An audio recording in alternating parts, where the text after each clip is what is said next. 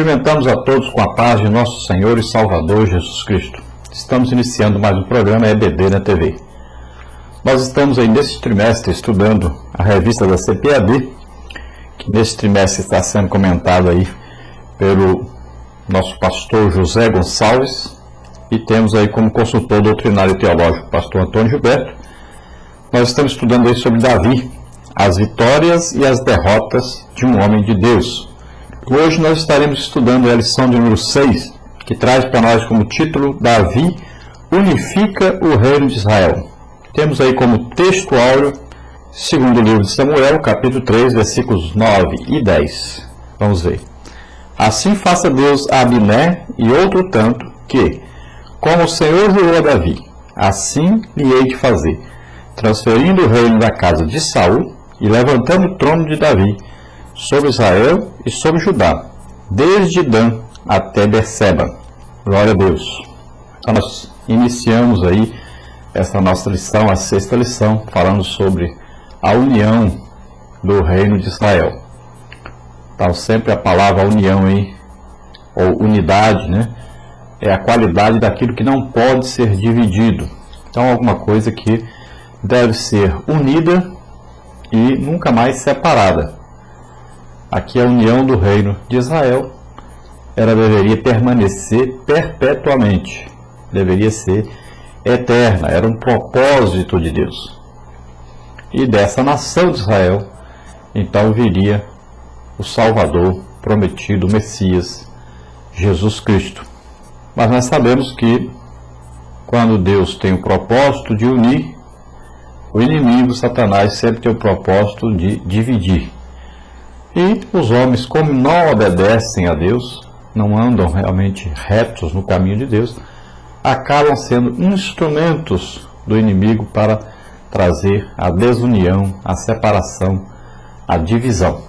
Mas o propósito de Deus ali, quando colocou Davi para governar Israel, era o propósito então de unir todas as tribos de Israel, unir o povo de Israel em torno de Deus, através de um líder que sempre obedecia a Deus, tinha um coração voltado para Deus. Mas infelizmente nós vamos ver depois, durante a história de Israel, que não foi assim. A coroação de Davi sobre todo Israel, além de cumprir as profecias que prediziam esse fato, realizou o propósito divino de estruturar e organizar a nação eleita. Então nós vamos ver aí nesta lição que Deus começa então a estruturar aquele povo de Israel. No princípio eles pediram um rei, mas um rei segundo o coração deles, segundo o desejo deles, um rei que fosse igual ao rei das outras nações, e esse rei foi reprovado exatamente por isso. Deram um rei que não adorava a Deus, não obedecia a Deus, não era realmente temente a Deus, seu coração não era sincero para com Deus. Tanto é que esse rei acabou até consultando espíritos adivinhantes, né? Foi até atrás de uma feiticeira para buscar conselho de Samuel, que havia morrido, o que é uma coisa proibida na palavra de Deus. Você pode ler Deuteronômio 18, que lá diz que é proibido consultar mortos, né? E sempre Saul provou ser desobediente às ordens de Deus.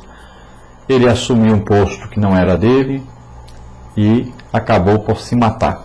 Então Deus escolhe Davi, um homem segundo o seu coração, um adorador, um homem que sempre se arrependia dos seus pecados, pedia perdão a Deus, se voltava para Deus, sempre queria saber a opinião de Deus, sempre consultava primeiro a Deus antes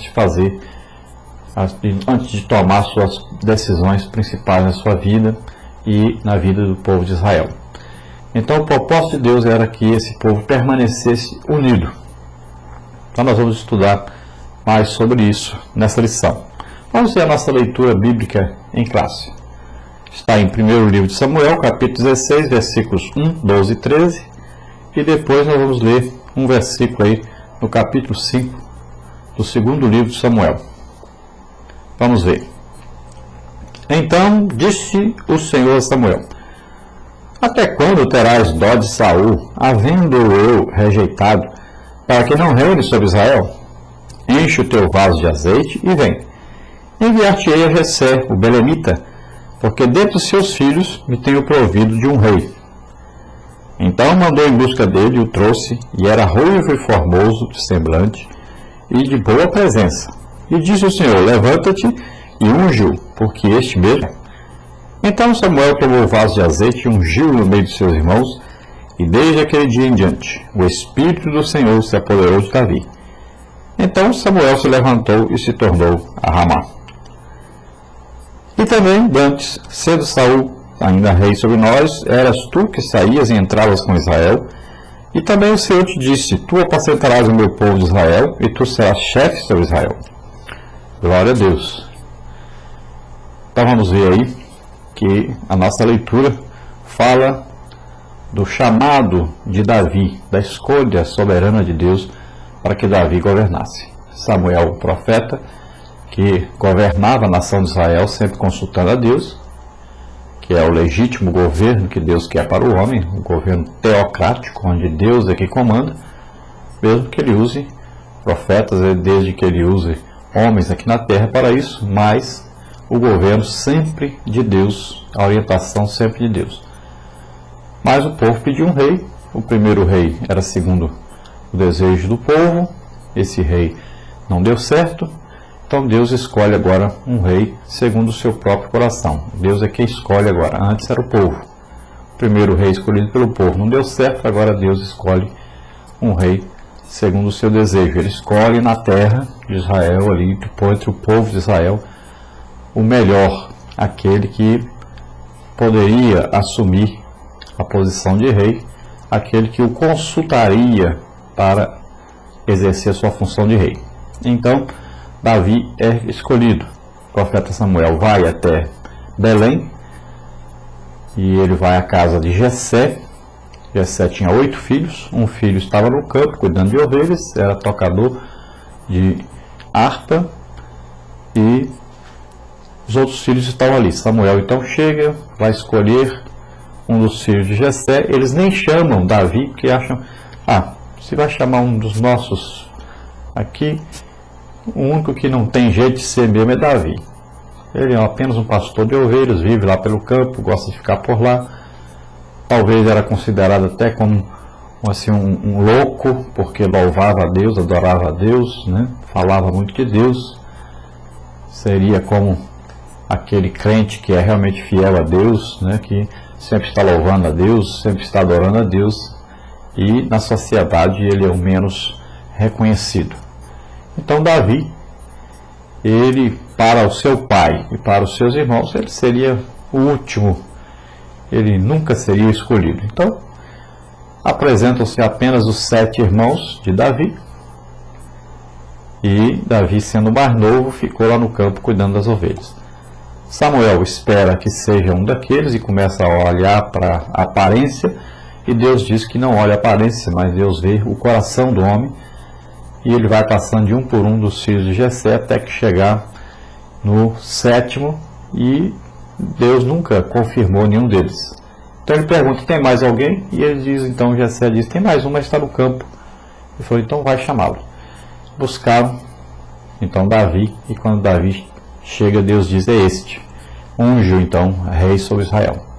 E é o que Samuel faz. Samuel unge Davi para ser rei sobre Israel.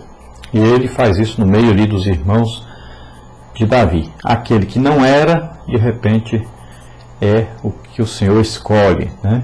Deus escolhe dos remidos o menor.